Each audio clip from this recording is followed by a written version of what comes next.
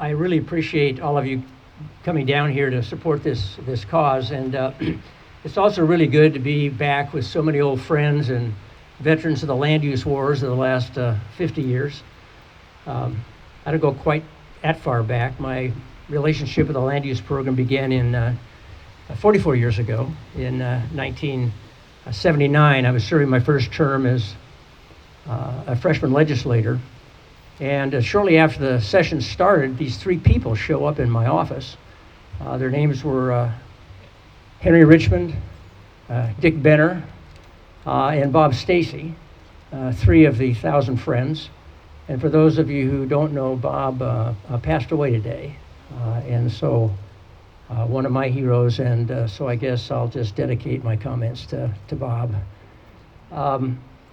They were there to ask how a 30-year-old ER doc who was a Democrat and supported land use was able to get elected in Douglas County. And I told him that I had no friggin' idea. But it shouldn't stand in the way of a friendship, which has lasted now for 44 years. They took me under their wing. They taught me everything they knew about Oregon's land use planning program. And I've been a fierce advocate and champion of that program ever since. Now, Nico, he represents the next generation of land use advocates in Oregon. He's part of the generation, and I'm going to take this little thing out if that's okay. There we go. Nico's generation is the generation that's going to have to nurture and carry this program forward for the next 50 years. But they're also a generation which I think to a large extent don't have the institutional memory of why we passed Senate Bill 100 in the first place and what we were trying to accomplish and how it has shaped and defined us as Oregonians and the impact it's had on us as a community and as individuals. A lot of young people today meet the land use planning system not through the lens of special places or farmland preservation or forest preservation, but through housing, which is becoming increasingly expensive and increasingly unavailable. They tend to view zoning regulations which many now equate with land use planning, as a method by which those who have a lot protect it and gain more at the expense of those who don't have very much. And there's some truth to that. And to them, and I think to a lot of other people, that doesn't seem fair and it doesn't seem just. Then we've got this other group of people who've been up on the walls for the last 50 years, ever vigilant, defending the land use planning program, particularly goals 3, 4, and 5, from threats both large and small, from the legislature, from the ballot measure, and sometimes, unfortunately, from legitimate efforts that have tried to fine-tune the program to make it more effective in the face of changing circumstances. And for some of those people, our land use planning program and its current structure has become almost sacred and almost an end in itself, and they don't really want any changes at all to that structure. My concern is that the potential conflict between these two perspectives, between people who have a fairly rigid view on the structure of the program and people who view the program as a tool for exclusionary housing, could undermine the political support that this program has enjoyed for the last 50 years. Specifically, it's the intersection between chronic housing underproduction and the way the system is responding to climate change and to technology that I think puts at risk the gains and the legacy of the last 50 years, and we certainly don't want that. So Nico asked me to talk about land use in the 21st century. What does that look like? Ultimately, that answer is going to come from you and your generation and people who follow, but as an old land use warrior, I will offer a few observations for the common good. Maybe you can call this part of my address passing the torch. First of all, I don't think our land use program ever was intended to be or is an end in itself. It is a means to an end. It is a path to a vision, a shared vision of a future for the state of Oregon. A future where we don't subdivide our farmland and don't pave our forests.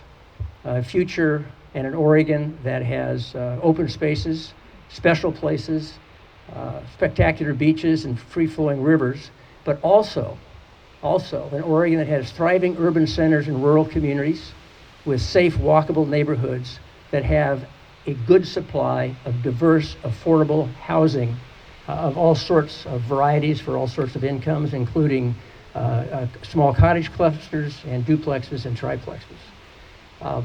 Senate Bill 100 was a tool through which we believe that we could shape our future by planning it rather than reacting to it, right? But when the circumstances, the nature of the challenges that threaten that collective future, that shared vision change, you have to have the wisdom and the courage to make the changes in those tools necessary to address the world as it is becoming, not the world as it is or as it was.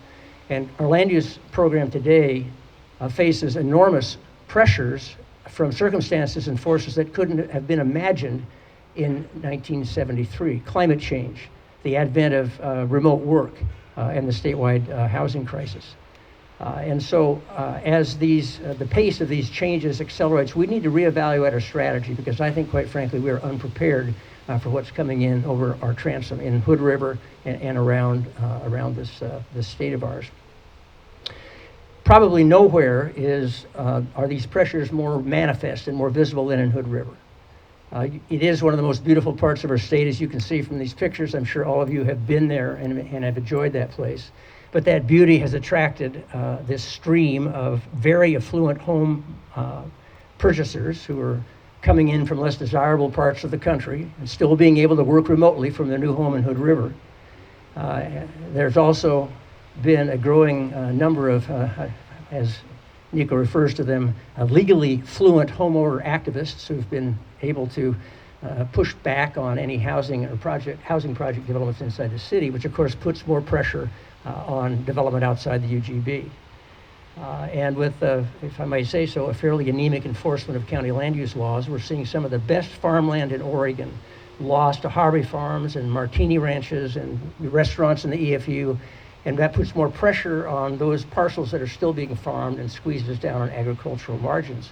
And as climate change pushes agriculture north, we should embrace that. This land will become increasingly valued and increasingly important, but we can't farm it if it's been developed.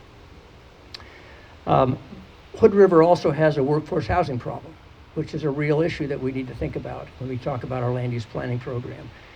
Many essential workers, whether they're teachers or firefighters or people who work in the retail or service sector, can't afford to live where they work and have to commute from more affordable communities. This is a real problem statewide.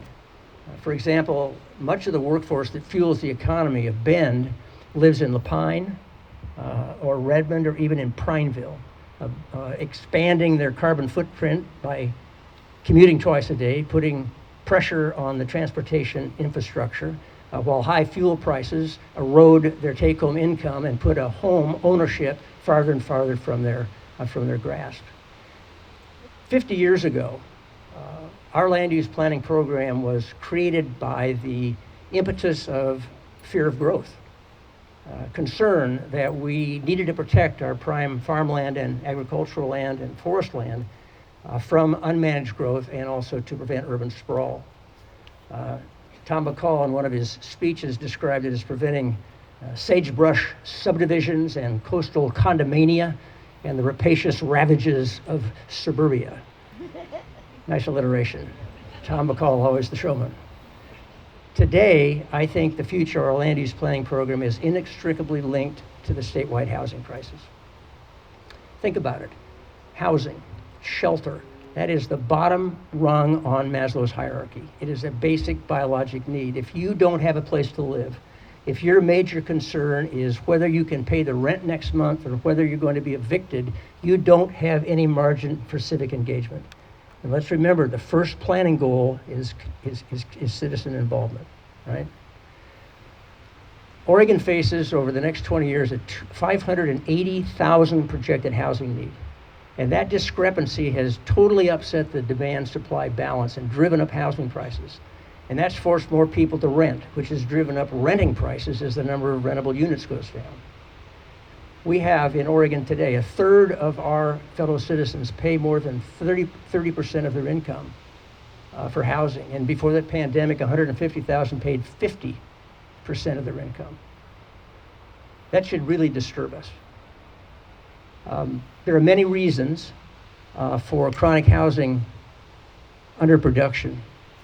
But if we don't know where the buildable land is, and if we don't know what kind of houses can be put on that land, and if we don't have a high degree of certainty that those houses can actually be built without endless appeals and long delays, then it doesn't matter how many houses we produce. This is ultimately a land use decision. Our future viability as a state and as a society is a land use decision. It's where the rubber meets the road. It's where we have to balance legitimate conflicting values to achieve a larger common vision for the state of Oregon. It's where we have to come to terms with the two things people dislike most about land use planning. The two things that Senate Bill 100 sought to reconcile 50 years ago: density and sprawl. Density and sprawl. So let's turn back for a second to land use for the 21st century. I think our road from here involves a partnership between those who have protected the land use system for the last 50 years and those who will protect the land use system for the next 50 years. The heroes of Oregon's land use planning program in Oregon, Tom McCall, Hector McPherson, Ted Halleck, Bob Stacy, Henry Richmond, and many more, including many people who are here today, left this state with a gift and a legacy that can only be repaid by cherishing it and by protecting it and by educating the next generation on how very important this is for who we are and what we are in the state of Oregon. Young people today who visit our many special places are experiencing that legacy. When they look out over pristine farmland, they are seeing it. And they hear it when the wind blows through the trees in our magnificent forests. All those things are good. All those things need to be protected. But when we reach the day when we can travel to any state, any part of this state, and find safe, livable communities that have adequate supplies of diverse, affordable housing, then that legacy will have truly been fulfilled. And that is the job of the next generation of land use activists.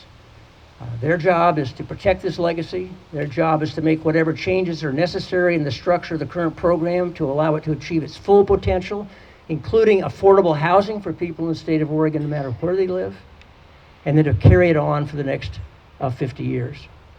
The job of my generation, the job of your generations, is to support them.